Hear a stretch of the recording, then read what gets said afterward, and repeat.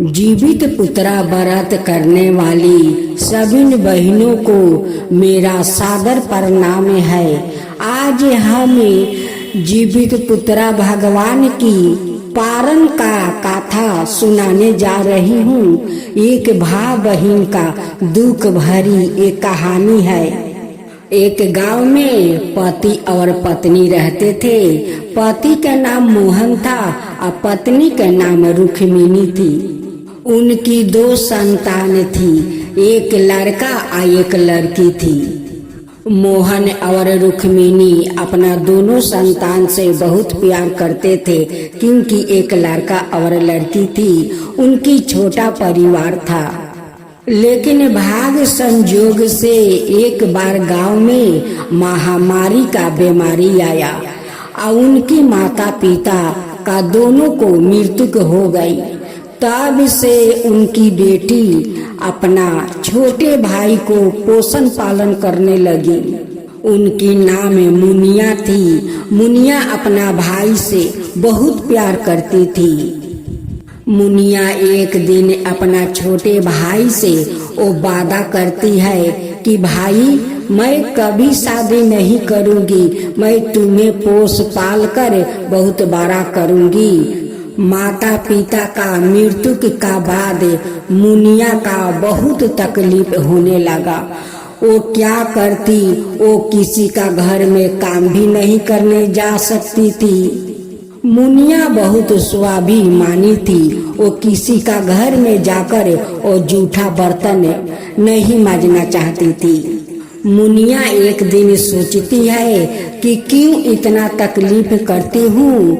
मैं अपना भाई को लेकर जंगल में जाती हूँ और लकड़ी काट कर लाऊंगी और बाजार में बेचूंगी, उसी से मेरा संसार चलेगा। अब मुनिया ठान लेती है, वो जंगल में जाती है, रोज लकड़ी काट कर ले आती है और बाजार में बेचती है। मुनिया का कभी लकड़ी बिक जाता था, कभी नहीं बिकते थे। मुनिया अपना संसार जैसे तैसे चलाती थी, अपना भाई को पोषण पालन करती थी। देखते देखते जीवित व्रत आ गया। उनकी गांव के पास का एक पड़ोसी बाजार में वो खर्चा कर रही थी और मुनिया वहां पर खड़े होकर वो लकड़ी बेच रही थी। मुनिया उससे पूछती है कि चाची, आज इतना सारा दाल सब्जी कीमती हो और हाथ में ये झींगा के पाता क्यों ली हो?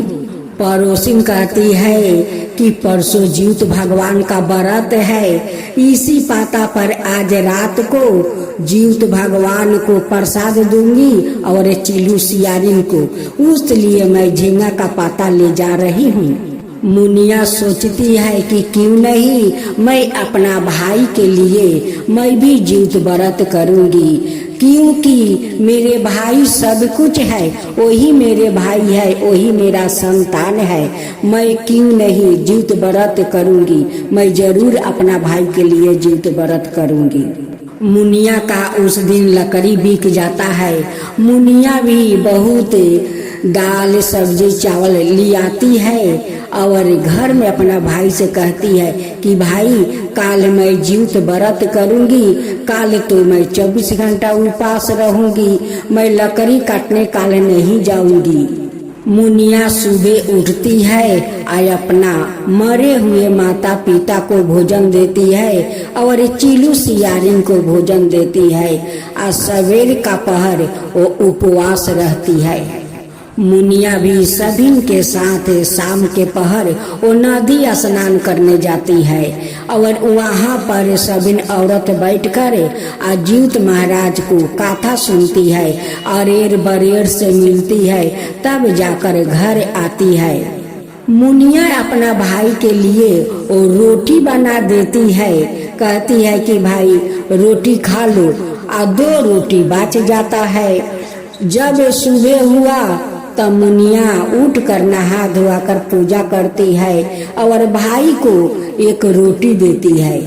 कहती है कि भाई इसे भोजन कर लो और जंगल से जाकर कुछ लकड़ी ले आओ ताकि मैं भोजन बना सकूं। घर में तो एक लकड़ी नहीं है, जाकर जंगल से ले आओ। भाई जंगल में चला जाता है लकड़ी लाने।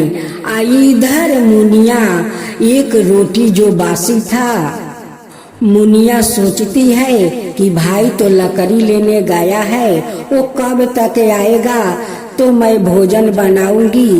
इस रोटी को मैं भोजन कर लेती हूँ, उसका बाद में भाई लकड़ी लाएगा तो गरम गरम भोजन बनाऊंगी। मुनिया इधर बासी रोटी से पारण करती है और उधर नाग देवता जंगल से निकल कर आते हैं और उनकी भाई को निगल जाते हैं। जब देखते देखते 10-11 बज गया तो मुनिया कहने लगी कि भाई को इतना देर क्यों हो रही है, अभी तक भाई लकड़ी लेकर नहीं आया। मैं चल कर देखूं कि भाई को लकड़ी काटा हुआ है या नहीं। जब मुनिया उस जंगल में जाकर देखती है कि लकड़ी के बोझ और कुल्हाड़ी वहीं पर पारा है, लेकिन उनकी भाई वहाँ पर नहीं है। अब मुनिया उस जंगल में वो चिल्ला रही थी कि भाई तुम कहाँ हो, भाई तुम कहाँ हो, लेकिन भाई को तो नाग निगल कर उसी जंगल में बैठा था। अब तो मुनिया भाई को ना पाने पर वो रोने लगती है। उसी जंगल से एक चरवाहे आता है और कहता है कि बहन तुम क्यों रो रही हो, क्या हुआ। वो कहती है कि भाई मेरे भाई आया था लकड़ी लेने, लेकिन मेरा भाई नहीं है, यहाँ पर लकड़ी का बोझ है, कुल्हाड़ी है, लेकिन मेरे भाई नहीं है, न जाने कहाँ मेरा भाई चला गया। मैं तो काल जीवित भगवान का 24 घंटा उपवास किया था, आज पारण था, उसलिए मैं लकड़ी लेने नहीं आई। भाई को पेठाई कि भाई जाओ लकड़ी लेकर आओ तो मैं भोजन बनाऊं गरम गरम। वो चरवाह कहता है कि बहन अभी तक तुम पारण नहीं की है। वो कहती है कि नहीं भैया, मैं बासी रोटी था, एक रोटी मेरे भाई भोजन किया था और एक रोटी से मैं पारण की थी। वो कहता है चरवाह कि बहन तुम तो बहुत बड़ी भूल की हो, इसी भूल के कारण तुम्हारा भाई अदृश्य हो गया है। मुनिया कहती है कि मेरे भाई कोई भगवान है कि वो अदृश्य हो जाएगा, लेकिन जो चरवाह था वो कोई चरवाह नहीं था, वो साक्षात जीवित भगवान वो चरवाह का रूप धारण कर उनके पास आए थे।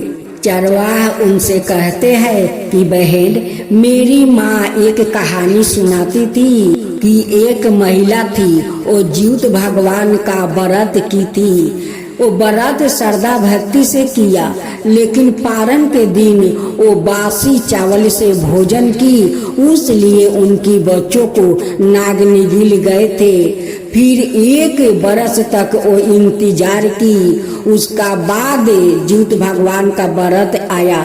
वो फिर व्रत श्रद्धा भक्ति से की और गरम गरम भोजन बना करे वो पारण की थी, उसलिए नाग देवता उनकी बच्चा को वो निगल दिया था।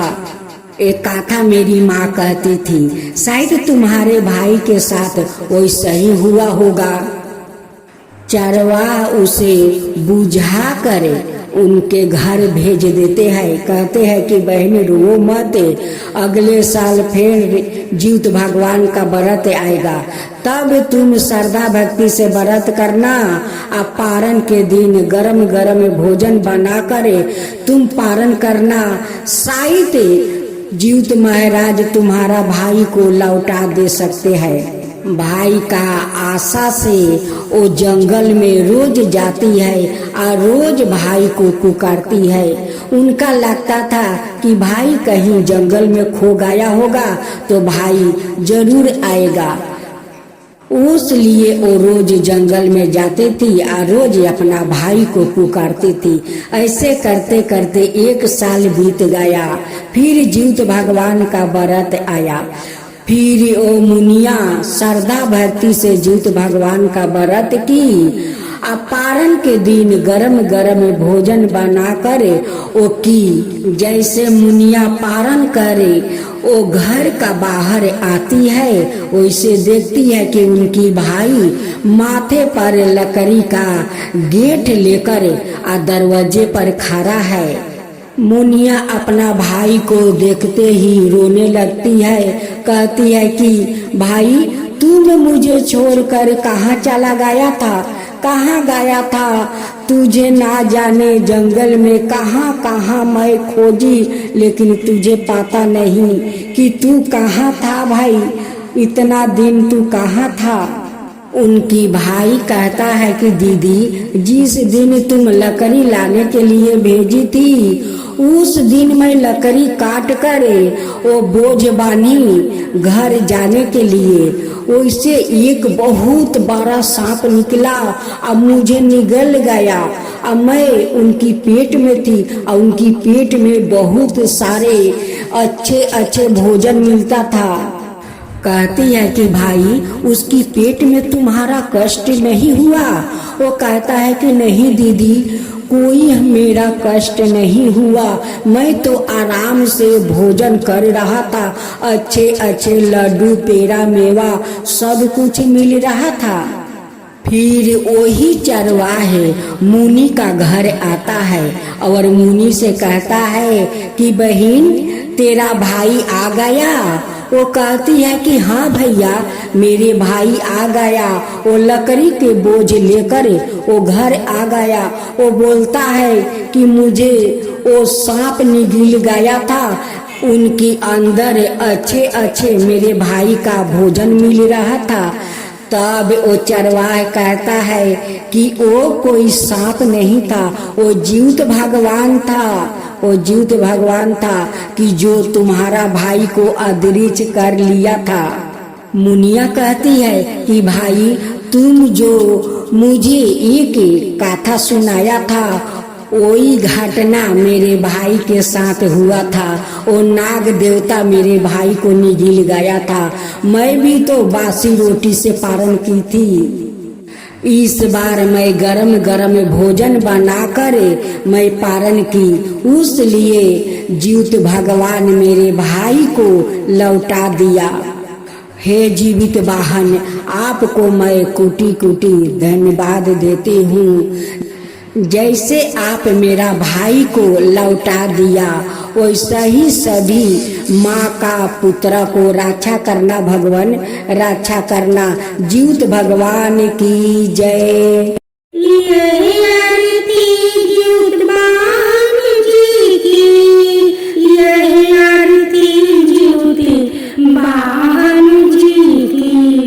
संतान सुखदायिनी जीवित बान जी की, भक्तों जन की राखो लाज, भक्तों जनों की राखो लाज। सुख संपत्ति दियो सभी काज, सुख संपत्ति दियो सभी काज। संतान रक्षा करो भवानी, मंगलमय कर दियो जीवानी, मंगल कर दियो जीवानी। दूध फल अर्पित करो सेवके, भक्ति कर सब जन निष्कपट करो। घी बाती जले और धूप, बरसे सुख मिटे सब कष्टे। रूप है जय जय जीवित वाहन जी की, जय जय जीवित वाहिनी माता, जय जय जीवित वाहिनी माता, जय जय जीवित वाहिनी माता।